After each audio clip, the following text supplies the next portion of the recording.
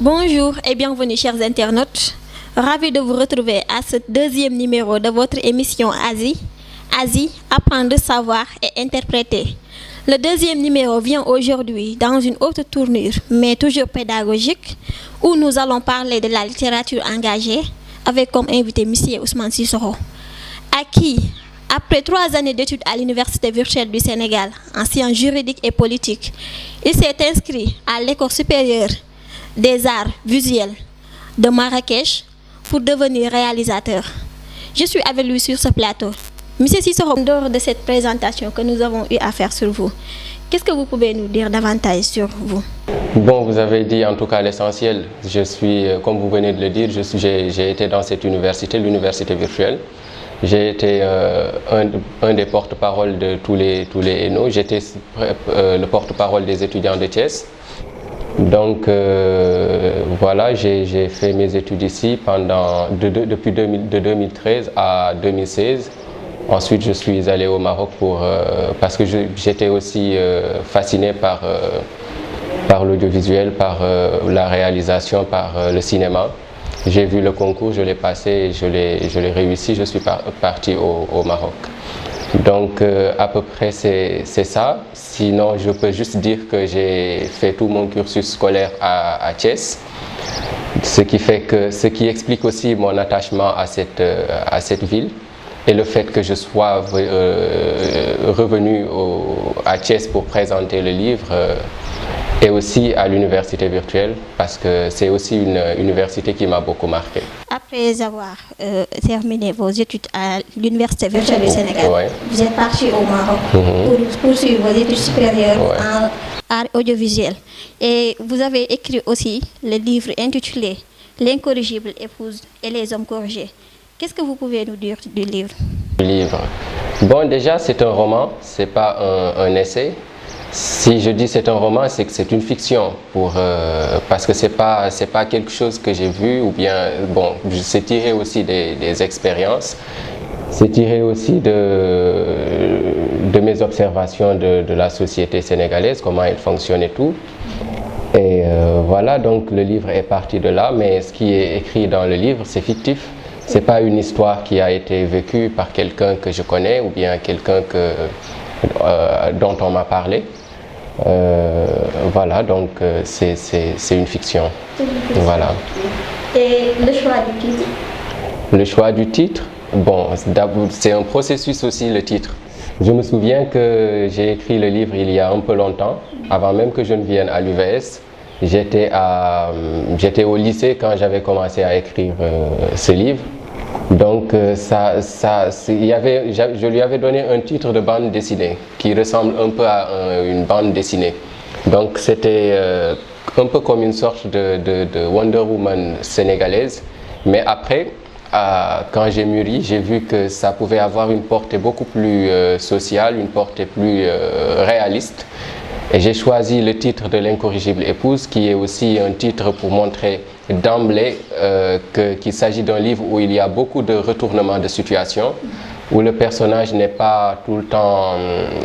le personnage d'emblée paraît faible, mais à la fin, il peut devenir fort. Donc, c'est ça le titre, les retournements de situation, montrer que c'est pas tout le temps la faiblesse n'est pas tout le temps là où on la croit.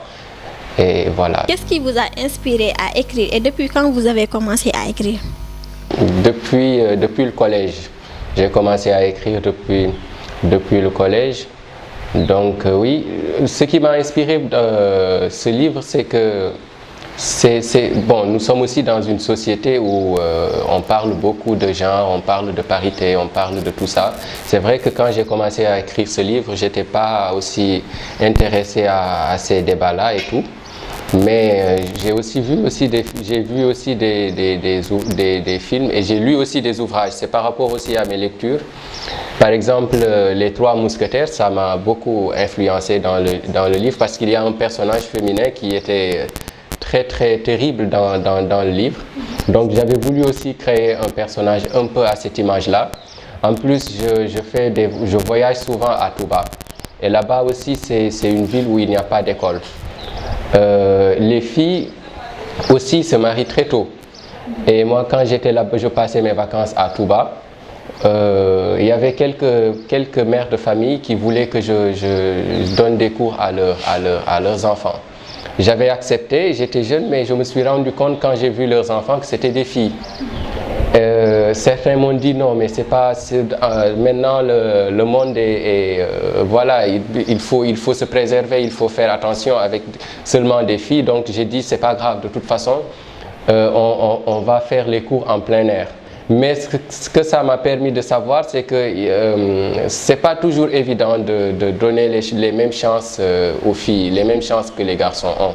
Et j'ai vu aussi que les difficultés qu'elles rencontraient pour aller jusqu'à Mbacké pour étudier, et tout, et les hommes là-bas qui me disent que oui, les filles ici, si elles étudient, tôt ou tard, elles vont finir par se marier.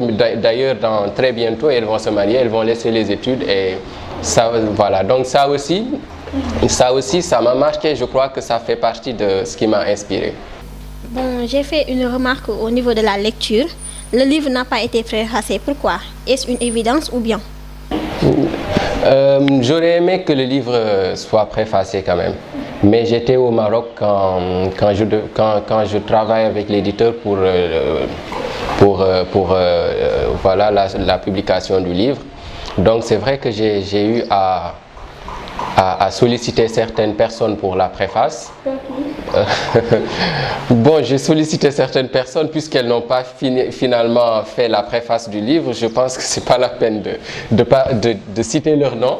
Mais je sais que c'était pas parce qu'elles ne souhaitaient pas le faire. Mais j'ai eu même des audiences avec certaines personnes. Mais comme j'étais loin, je ne pouvais pas venir. Et c'était compliqué. Et moi aussi, il faut dire que j'étais un peu pressé. Donc, j'ai pas attendu. J'ai voulu publier le livre.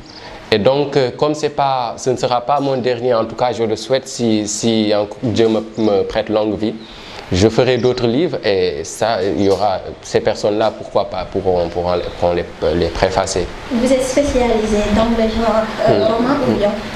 Non, bon, je n'aime pas tellement m'enfermer.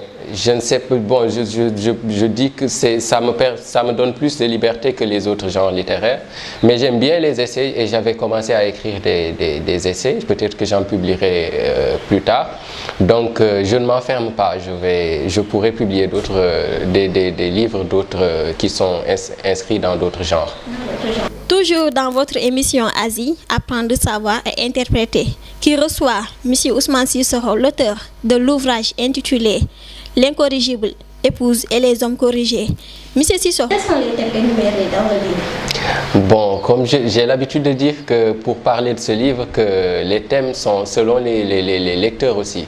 Parce que des fois, moi, j'ai parlé avec certains lecteurs qui me disent qu'ils ont vu quelque chose que je n'avais même pas vu dans le livre.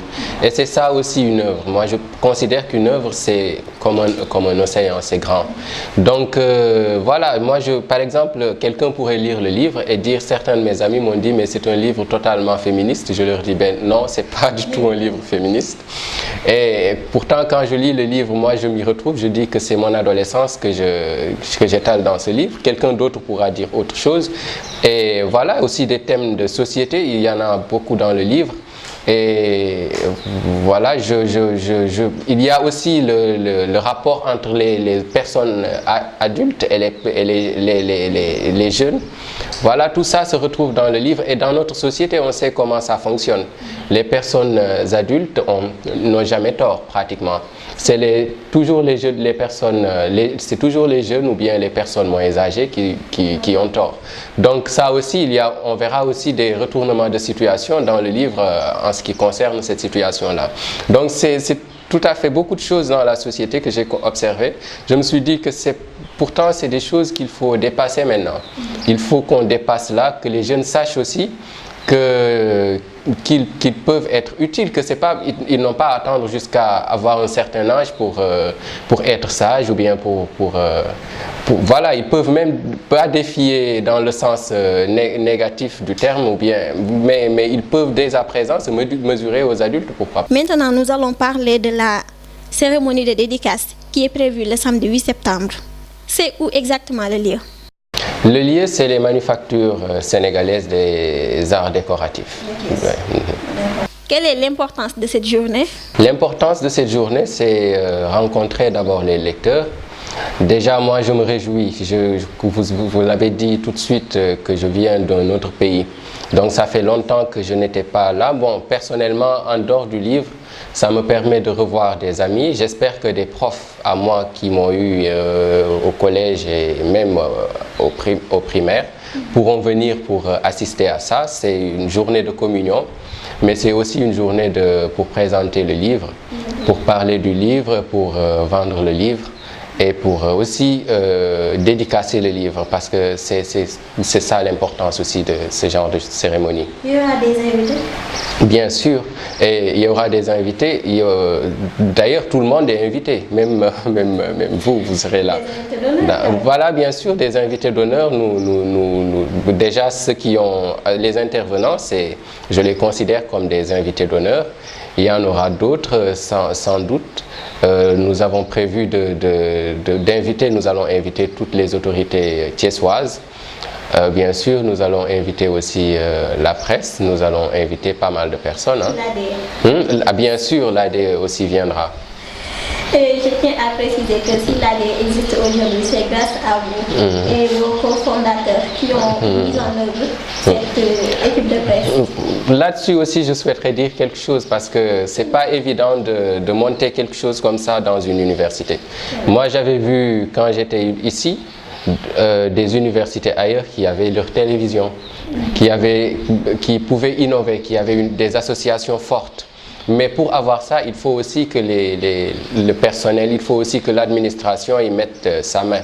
C'était un peu difficile à l'époque, mais quand je vois maintenant que les choses ont évolué, ça fait plaisir.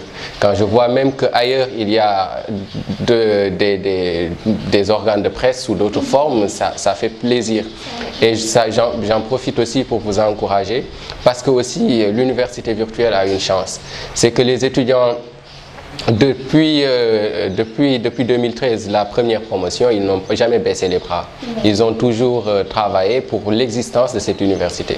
Et je peux dire aussi que si cette université existe maintenant et que les gens, les bacheliers ont le courage de venir ici quand on les y oriente, c'est grâce aux étudiants qui étaient là. Mot de la fin, c'est vous inviter, hein, parce que je peux même montrer ça je ne sais pas où je vais montrer l'invitation. En tout cas, je vous en donne déjà d'emblée.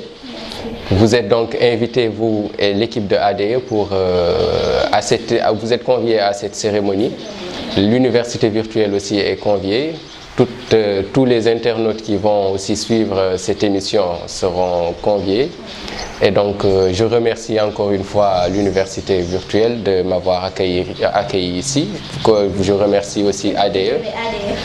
D'accord. Et ADE aussi de m'avoir reçu aujourd'hui. Et ça me fait plaisir aussi de venir ici en tant qu'invité et non en tant que présentateur ou autre chose. Voilà. Ok. C'était tout pour ce deuxième numéro de votre émission Asie, apprendre, savoir et interpréter, qui reçoit M. Ousmane Sissoko, l'auteur de l'ouvrage intitulé L'incorrigible épouse et les hommes corrigés. Nous vous donnons rendez-vous dans un mois avec une autre filière ou bien un autre thème. Et d'ici là, restez connectés sur notre chaîne YouTube ADN Thiès. On ne peut pas remettre l'antenne aussi sans remercier M. Dem qui nous a bien accueillis dans son bureau sous la coordination de M. Diongo, administrateur de l'ENO, que je salue de passage. Merci.